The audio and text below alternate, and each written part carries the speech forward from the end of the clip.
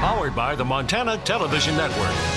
This is the 5:30 News on Q2, Montana's news leader. Good evening and thanks for joining us. I'm Russ Riesinger. Triple-digit temperatures and a dry spell have given rise to fires across our region. The Fishhawk fire burning west of Cody in the Shoshone National Forest has now grown another 500 acres. It now sits at 4,581 acres, but its cause still unknown. A Type 2 incident management team is being briefed on the fire and will assume command in coming days due to the complexity of that fire. And near Great Falls, we're learning more about the Labor Day fire that forced residents out of their homes and burned some 16,000 acres. A press release from the Cascade County Sheriff says 3 men are cooperating with an investigation in connection with the fire. The men admitted to using tannerite or explosive targets while out shooting in a field that day. Firefighters fought for over 6 hours to contain the fire. Officials say 1 unoccupied residence and 8 outbuildings were lost. Chief forecaster Bob McGuire joining us now. And Bob, unfortunately, it seems like we're dealing with the perfect recipe for fires right now. We've got the hot temperatures, the low humidity, and also a little breezy. And that's why the Weather Service has issued a red flag warning for today. It started at noon, goes right up until midnight for a large portion of Montana. It starts up in Canada and goes all the way down and covers parts of Idaho and parts of Wyoming. Now you're looking at 30-mile-per-hour winds, 90-degree temperatures, some cases up to 100 degrees. So this is giving us some critical fire danger across the region. Throughout most of the day, the high heat, the high wind, and low humidity are just a perfect recipe, as Russ was saying, that would cause a lot of fires into the area. And so because of that, look at this.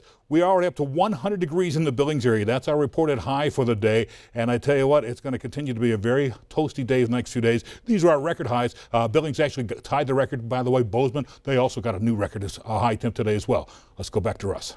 All right, thank you, Bob. Obviously, it is hot out there today. This on the heels of a somewhat unusual summer. Q2's Rob Griggs is out in the heat, braving the elements, answering some of this season's frequently asked weather questions. Rob? Well, it's special. In case you haven't heard, the Billings Airport reported 100 degrees this afternoon. That ties the all-time record back from 1950, only the 3rd time in September that we've reached 100 degrees. Oh, by the way, on those other 2 times, it snowed by the end of the month. Now, so far, the hottest day of the year was August 4th. It was 99 degrees. And somebody asked me why it can't just be sunny and 75 all summer long. Well, that would make us San Diego, and then everybody and their cousin would move here, so that isn't going to work. Okay, now some answers to questions we get a lot in the old weather center. The coolest day so far this summer, 66 degrees on July 3rd. Oh, and yes, we've had an above average amount of thunderstorms with hail in the Billings area this summer. 2 storms in particular, August 11th and August 22nd, produced damaging hail in the Heights and out east of Billings. You also might remember back in May, we had a huge thunderstorm that dumped between 7 and 8 inches of rain in southeast Montana in a 3-hour period of time. And then 24 hours later, it caused flash flooding out in Poppy's Pillar. Also, for the first half of summer, several strong to severe thunderstorms literally stacked up just about every night in portions of Rosebud and Powder River counties in southeast Montana. Also, the biblical plague of grasshoppers we had this year. Okay, you remember when we got all that snow and it finally melted, it just started raining. It never really froze. So we got all kinds of bugs and stuff with that. So Bob says today's the hot one.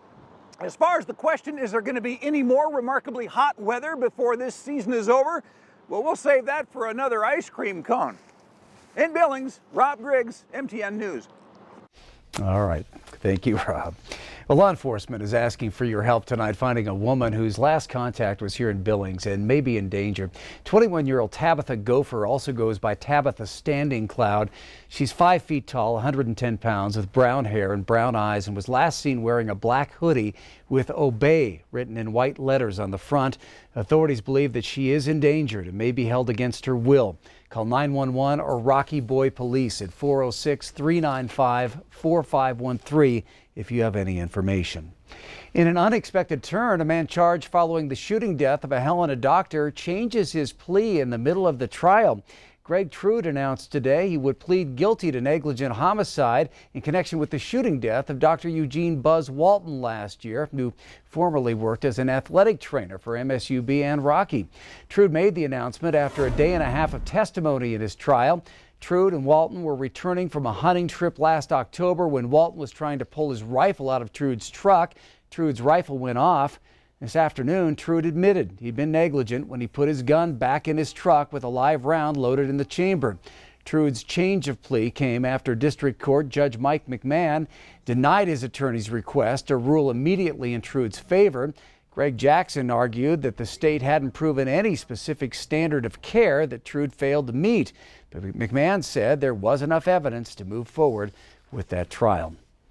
Billings Police Department finally closing in on meeting its staffing needs. In a ceremony this afternoon, 6 new officers joined the Billings Police Force. The new officers were sworn in by Municipal Court Judge Sheila Kohler, while Chief Rich St. John was on hand to present their badges. 5 of those officers will now head to the Montana Law Enforcement Academy for training. One of them is already certified and ready for patrol. Well, the Helena Safeway held a fundraiser today to help support the family of EMT Darylyn Day. Now, she was killed back in August at that demolition derby in Deer Lodge. One of the cars crashed into bystanders, injuring several people and killing the 36-year-old Day. Today, Safeway put on a benefit barbecue to support Day's family as they continue to cope with her loss. For $5, folks could grab a hot dog, a hamburger, or some barbecue ribs, chips, and a drink. The store's assistant manager says it's important for the community to show support to all EMTs and the sacrifices that they make. Well, there are parts of Montana where phones rarely ring and internet is as scarce as the next building you'll see. Here's a look at what's to come tonight at 10. Imagine life with no cell service or high-speed internet. It's an everyday reality for many Montanans. It's not like we live way up in the mountains. And it's more than just a simple inconvenience. If you don't have access, I don't know how you can do business. There's a lot of territory to cover.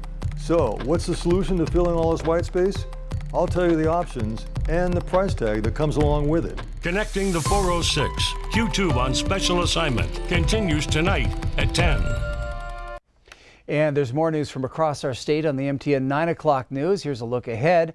There's a gold rush on the MSU campus. Check out how it's quenching students' thirst and keeping Montana's pride strong. That's tonight at 9 on the CW. First on tonight's 5:30 news, there's no bull about it. The historic Rex is finding new life in the Buffalo Blocks. Find out how next. And in sports, Rockies football guys shoot for a 2-0 start this Saturday. Scott shows us why the defensive line will be critical. You're watching MTN News with Janelle Slade and Russ Riesinger. Storm Tracker weather with Bob McGuire. And sports with Scott Green. This is the 5:30 news on Q2, Montana's news leader.